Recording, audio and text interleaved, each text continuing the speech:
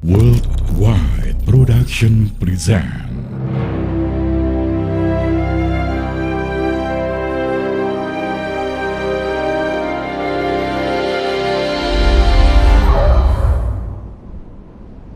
Nabi Ilyas alaihi salam adalah keturunan kaum Bani Israel. Beliau masih keturunan Nabi Harun alaihi salam dan diutus oleh Allah untuk berdakwah kepada kaum Bani Israel. Sepeninggal Nabi Musa dan Nabi Harun alaihi salam, kaum Bani Israel yang semula beriman kepada Allah kembali murtad dan menjadi penyembah berhala. Hingga kemudian Nabi Ilyas alaihi salam diutus ke sebuah negeri bernama Ba'labak. Nama negeri tersebut berasal dari nama berhala yang disembah oleh kaum Bani Israel, yang merupakan sebuah patung terbuat dari emas. Di negeri Ba'labak, kaumnya menyembah sebuah berhala besar yang diberi nama Baal. Di sana tak seorang pun dari penduduknya yang beriman kepada Allah. Mereka kerap kali melakukan hal-hal yang tidak terpuji, hal-hal yang melanggar ajaran Allah. Nabi Ilyas alaihi salam diutus oleh Allah untuk memerintahkan kepada seluruh kaum Bani Israel untuk meninggalkan berhala dan mengajaknya untuk menyembah Allah. Akan tetapi, raja dan kaum dari Bani Israel menolak keras ajakan Nabi Ilyas alaihi salam. Mereka lebih percaya menyembah patung-patung mereka. Hai Ilyas, aku tidak sudi mengikuti ajakanmu. Aku dan rakyatku diberi harta yang melimpah dari Tuhan kami yang terbuat dari emas dan yang kami sembah setiap hari. Nabi Ilyas alaihi salam tidak menyerah begitu saja untuk mengingatkan kaumnya. Beliau selalu mengingatkan bahwa berhala itu tidak akan dapat menolong mereka dari azab Allah. Lebih baik kamu diam Ilyas, simpan semua omong kosongmu itu untuk pengikutmu.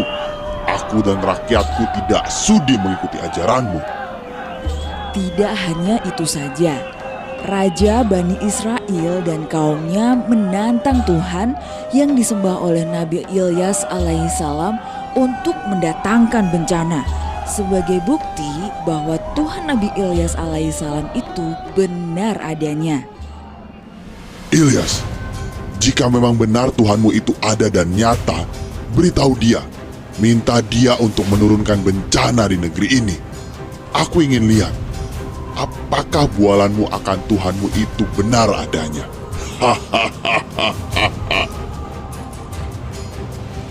Miris melihat kondisi kaumnya, Nabi Ilyas alaihi salam berdoa kepada Allah agar para penyembah berhala itu mendapatkan ganjaran.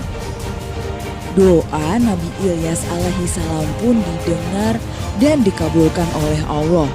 Negeri Baal pun mengalami kekeringan dan tidak pernah turun hujan selama bertahun-tahun.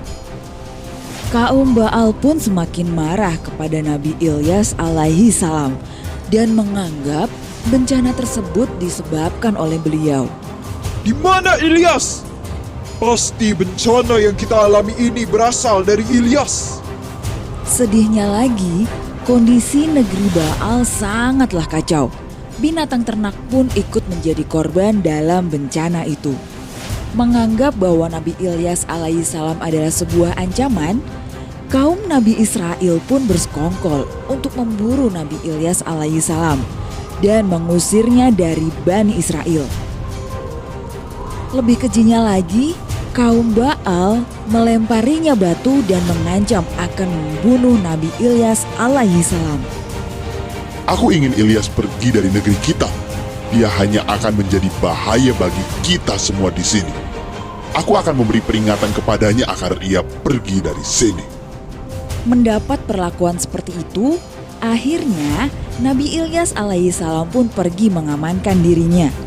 Akan tetapi, pada suatu hari persembunyian Nabi Ilyas alaihi salam diketahui oleh raja dan kaum Baal. Dan Nabi Ilyas pun berada dalam keadaan yang bahaya. Nabi Ilyas alaihissalam pun berpindah tempat menyusuri sungai. Di tengah pelariannya, beliau bersembunyi di sebuah rumah yang ada di gurun pasir. Di sana hiduplah seorang ibu dan anak laki-lakinya. Anak laki-laki ibu tersebut bernama Ilyasa, yang kelak juga akan diangkat oleh Allah menjadi nabi dan melanjutkan perjuangan Nabi Ilyas alaihissalam. Assalamualaikum, perkenalkan saya Ilyas. Saya hendak meminta izin kepada ibu untuk dapat singgah di rumah milik ibu. Waalaikumsalam Tuan, nampaknya Anda mengalami kesulitan.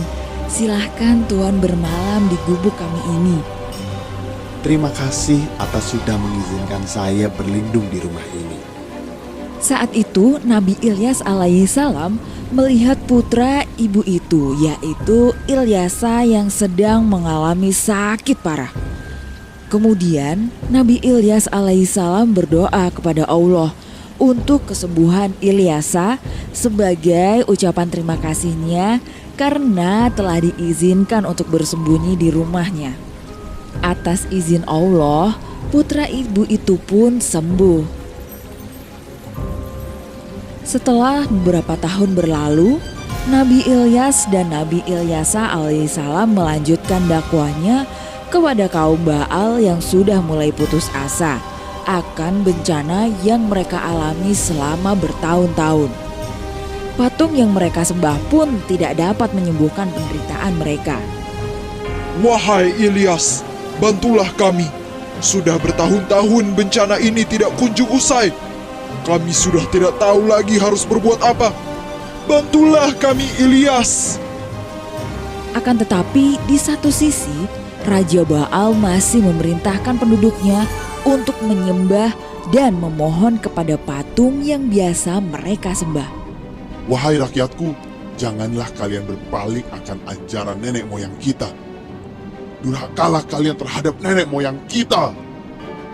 Tentu saja perkataan Raja Baal tidak ada yang menghiraukannya, karena rakyat Baal pun sudah merasa bahwa berhala tidak dapat membantu mereka terlepas dari penderitaan panjang mereka, dan meyakini bahwa Allah yang paling berkuasa dan mampu merubah nasib mereka.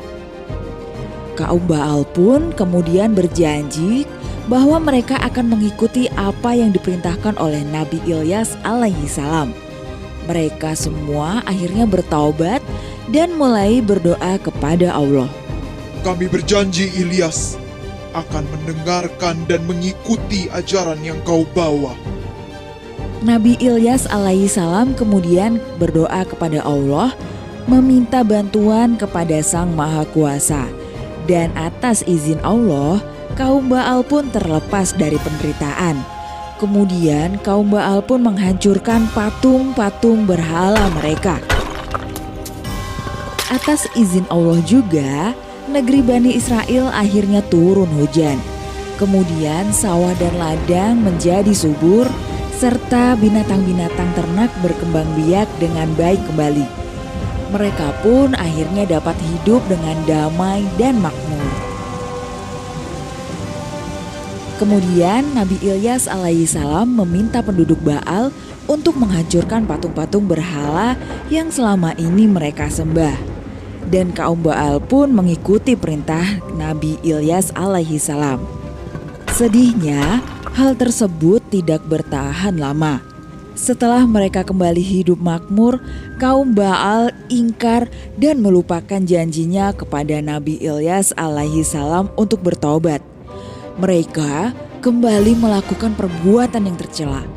Selain itu, kaum Baal pun juga kembali menyembah berhala seperti sebelumnya. Melihat hal tersebut, Nabi Ilyas pun berdoa agar Allah membukakan hati kaum Baal. Kemudian Allah mencabut nikmat yang diberikan kepada kaum Baal. Bahkan kali ini bencana yang dialami kaum Baal lebih parah lagi. Kekeringan yang dialami sangatlah parah. Hewan-hewan ternak pun banyak yang mati. Nabi Ilyas alaihissalam pun diperintah oleh Allah untuk meninggalkan negeri tersebut.